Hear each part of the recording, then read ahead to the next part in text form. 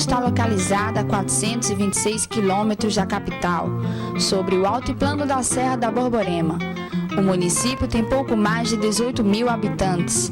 Possui um clima quente e seco durante o verão e agradável no inverno, devido à sua altitude média de 700 metros acima do nível do mar.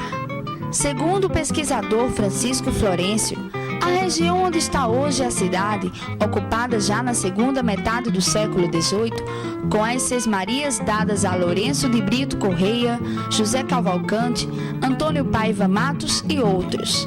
De 1766 a 1858, a região é ocupada por estes seismeiros e seus descendentes. Em 1858, sob os auspícios do padre Francisco Tavares Arcoverde, foi construída uma capela, cujo patrimônio inicial foi doado pelos proprietários da fazenda Perdição, ali existente, pertencente a Natália do Espírito Santo e seus filhos. Com a conclusão da capela em 1858, dedicada a Nossa Senhora do Bom Conselho, foram construídas as primeiras casas da povoação, que se tornou vila em 1875 e cidade em 1921. Entre 1916 e 1926, Princesa experimentou um significativo crescimento econômico, cultural e político. O desequilíbrio proveniente da chamada Revolta de Princesa em 1930 muito prejudicou este desenvolvimento até a década de 1960. Com a eleição do paraibano Epitácio Pessoa para presidente da República, que favoreceu o pequeno município de Princesa com inúmeras obras públicas entre 1916 e 1926, o qual experimentou um grande surto de progresso econômico, social e cultural. A chamada Revolta de Princesa, em 1930, provocou grave desequilíbrio na economia e organização política local, até a década de 60, quando retoma o desenvolvimento que vem experimentando até a data atual. O crescimento econômico favoreceu o surgimento de serviços básicos como a instalação do primeiro telégrafo em 1922, da luz elétrica em 1925, a construção do grupo Gama e Melo em 1926, entre outros.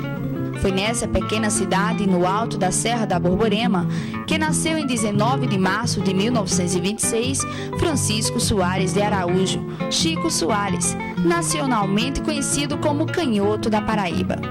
Descende de uma família de músicos. O avô era clarinetista e o pai violonista. O menino Chico logo desperta para o mundo da música. O violão executado pelo pai fascinava o garoto. Este resolve presenteá-lo com o próprio instrumento. Chico, que é canhoto, não conseguia tocar seu violão de forma convencional. Tocava-o deitado ao colo, como se fora um piano. Depois notou que, invertendo a posição do instrumento e colocando-o no sentido do seu ombro direito, conseguiria tocá-lo sem inverter a posição das cordas.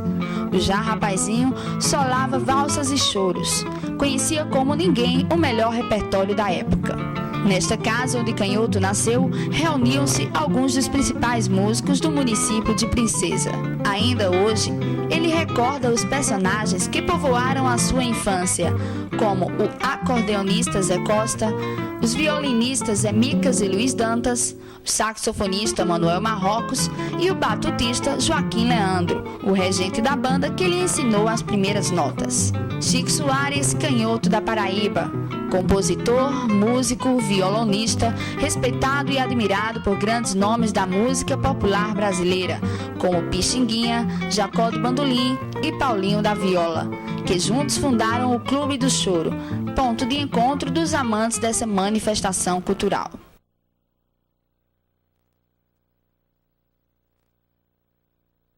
A respeito do Canhoto,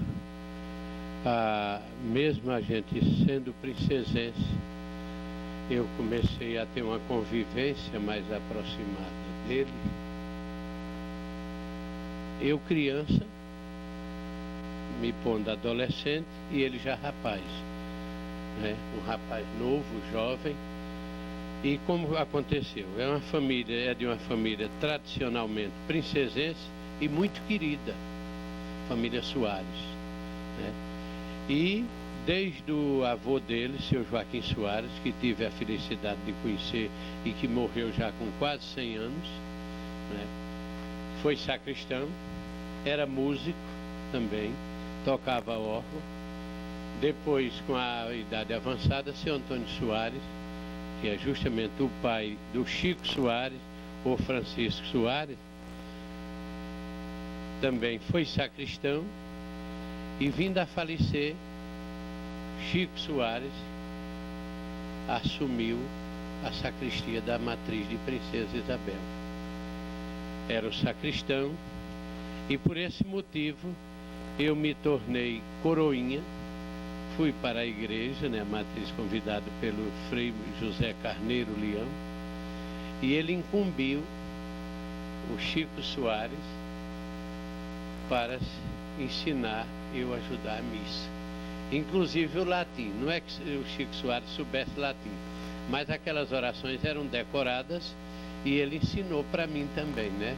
A missa era celebrada em latim. Daí começou a nossa convivência pessoal. Aproveitando essa oportunidade, dessa grande alegria e euforia, não só minha, mas de todos os princesenses. Porque, te confesso, eu não acreditava que você pudesse mais voltar a princesa. E por isso, quando você adoeceu, eu fui o último princesense a lhe visitar. Porque eu não sabia emocionalmente